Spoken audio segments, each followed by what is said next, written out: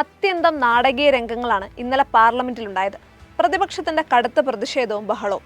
5 വർഷമോ അതിലധികമോ ശിക്ഷ ലഭിക്കാവുന്ന കുറ്റത്തിന് അറസ്റ്റിലായി 30 ദിവസം ജയിലിൽ കിടന്ന മന്ത്രിമാരെ പദവിയിൽ നിന്ന് പുറത്താക്കുന്നതിനുള്ള ഭരണഘടനയുടെ 130ാം ഭേദഗതി ബിൽ അവതരണമാണ് പ്രതിപക്ഷ ബഹളത്തിൽ കലാശിച്ചത്. കേന്ദ്ര ആഭ്യന്തരമന്ത്രി അമിത്ഷാ അവതരിപ്പിച്ച ബില്ല് സംയുക്ത പാർലമെന്ററി സമിതിയുടെ പരിഗണനയ്ക്ക് വിട്ടിരിക്കുകയാണ്. കേസുകളിൽ അറസ്റ്റിലായാൽ മന്ത്രിമാരെയും മുഖ്യമന്ത്രിമാരെയും പ്രധാനമന്ത്രിയെയും പുറത്താക്കാനുള്ള അധികാരം നൽകുന്ന ബിൽ ഭരണഘടനാ വിരുദ്ധവും ഫെഡറൽ തത്വങ്ങൾ അട്ടിമറിക്കാനുള്ള ശ്രമവുമാണെന്നാണ് പ്രതിപക്ഷ ആരോപണം. BJP നേതൃത്വത്തിലുള്ള NDA അധികാരത്തിൽ വന്നതു മുതൽ പ്രതിപക്ഷത്തെ ഇല്ലാതാക്കാനുള്ള ശ്രമമായിരുന്നു. കോൺഗ്രസ് മുക്ത ഭാരതം എന്ന തികച്ചും ജനാധിപത്യ വിരുദ്ധമായ മുദ്രാവാക്യവുമായി വന്ന അവരുടെ അസഹിഷ്ണുത 10 വർഷത്തിലേറെയായി കൂടി വരികയാണ്. വ്യക്തമായ ലക്ഷ്യം, കൃത്യമായ പദ്ധതി, ജനാധിപത്യത്തിലൂടെ അധികാരത്തിലേറി ജനാധിപത്യത്തെ പതുക്കെ ഇല്ലായ്മ ചെയ്യാനുള്ള നീക്കങ്ങൾ ഒന്നൊന്നായി പുറത്തു വന്നുകൊണ്ടിരിക്കുന്നു. കുളം കലക്കാനും അടിച്ചൊതുക്കാനും വിവിധ ഹിന്ദുത്വ ശക്തികളും കൂട്ടുണ്ട്.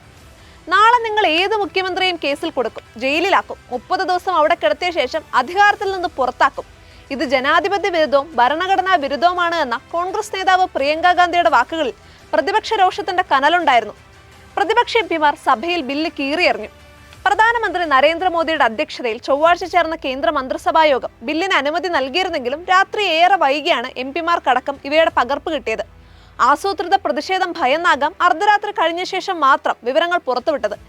ഈ ബില്ല് അനുസരിച്ച് അറസ്റ്റിലാകുന്ന പ്രധാനമന്ത്രിയോ മുഖ്യമന്ത്രിയോ 30 ദിവസത്തിനുള്ളിൽ സ്വയം രാജിവെച്ചില്ലെങ്കിൽ 31ാം ദിവസം പദവി താനേ നഷ്ടപ്പെടും. കേന്ദ്രമന്ത്രിമാരുടെ കാര്യത്തിൽ അറസ്റ്റ് ചെയ്ത് 31ാം ദിവസം പ്രധാനമന്ത്രി രാഷ്ട്രപതിയോടും സംസ്ഥാന മന്ത്രിമാരുടെ കാര്യത്തിൽ മുഖ്യമന്ത്രി ഗവർണറോടും അതത് മന്ത്രിമാരെ സ്ഥാനത്ത് നിന്ന് നീക്കം ചെയ്യാൻ ശുപാർശ ചെയ്യണം. ശുപാർശ ചെയ്തില്ലെങ്കിൽ 31ാം ദിവസം സ്ഥാനം താനെ നഷ്ടമാകും. ജനാധിപത്യപരമായി തെരഞ്ഞെടുക്കപ്പെടുന്ന ജനപ്രതിനിധികളെ പുറത്താക്കാനുള്ള അധികാരം ഉദ്യോഗസ്ഥർക്ക് കൈമാറുന്നതാണ് ബില്ലെന്നാണ് പ്രതിപക്ഷത്തിന്റെ പ്രധാന ആരോപണം. വിവിധ കേന്ദ്ര ഏജൻസികളെ ഉപയോഗിച്ച് പ്രതിപക്ഷ നേതാക്കളെ കുടുക്കുന്നത് പതിവായ നാട്ടിൽ ജനാധിപത്യത്തെ കശാപ്പ് ചെയ്യാനുള്ള മറ്റൊരു മാർഗമായി ഈ ബില്ലിനെ കരുതിയാൽ തെറ്റുപറയാനാകില്ല. BJPയും പ്രധാനമന്ത്രിയും എതിർത്തവരുടെ വീട്ടിലും സ്ഥാപനങ്ങളിലും ED എത്തി. പല മുഖ്യമന്ത്രിമാർക്കെതിരെയും കേസുകൾ വന്നു. നീണ്ട ചോദ്യം ചെയ്യലുകൾക്കൊടുവിൽ ചിലർ ജയിലിലുമായി. ഡൽഹി മുഖ്യമന്ത്രിയായിരുന്ന അരവിന്ദ് കെജ്രിവാളിന്റെയും ജാർഖണ്ഡിലെ ഹേമന്ത് സോറന്റെയും അനുഭവം നമുക്ക് മുന്നിലുണ്ട്. നീതിക്ക് നിരക്കാത്ത ഈ വേട്ടയാടലുകൾക്കെതിരെ പ്രതിഷേധം കത്തി നിൽക്കുമ്പോഴാണ് പുതിയ അടവുമായി BJP സർക്കാർ എത്തിയിട്ടുള്ളത്. ഈ ബില്ല് ഘടകകക്ഷി നേതാക്കളായ മുഖ്യമന്ത്രിമാർക്കുള്ള താക്കീതായും പ്രതിപക്ഷ നേതാക്കൾ ചൂണ്ടിക്കാട്ടുന്നുണ്ട്.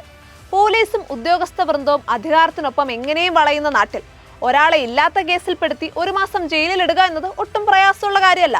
തെളിവ് ശേഖരണവും നീണ്ട വിചാരണകളും കഴിഞ്ഞ ശേഷമാണ് കോടതി ഒരാളെ കുറ്റക്കാരനാണോ അല്ലയോ എന്ന് വിധിക്കുന്നത്. 1000 കുറ്റവാളികൾ രക്ഷപ്പെട്ടാലും ഒരു നിരപരാധി പോലും ശിക്ഷിക്കപ്പെടരുത് എന്നത് ക്ലീശയാണെങ്കിലും നമ്മുടെ നീതിബോധത്തിന്റെ കാതലാണ്. അതിനെ ഒന്നും വകവയ്ക്കാത്ത തികഞ്ഞ ധാർഷ്ട്യമാണ് ഈ ബില്ലിലൂടെ തെളിയുന്നത്. ഈ ബില്ലിൽ പ്രധാനമന്ത്രിയും ഉൾപ്പെടുത്തിയിട്ടുണ്ട് എന്ന ഗീർവാണമാണ് ഏറ്റവും വലിയ തമാശ. ഒരു കേന്ദ്ര സർക്കാർ ഏജൻസി അവരെ നിയന്ത്രിക്കുന്ന പ്രധാനമന്ത്രിയെ അറസ്റ്റ് ചെയ്യുമെന്നും 30 ദിവസം തടവിലിടുമെന്നും കരുതാൻ മാത്രം വാങ്കത്തം ഇവിടെ ആർക്കുമുണ്ടെന്ന് തോന്നുന്നില്ല.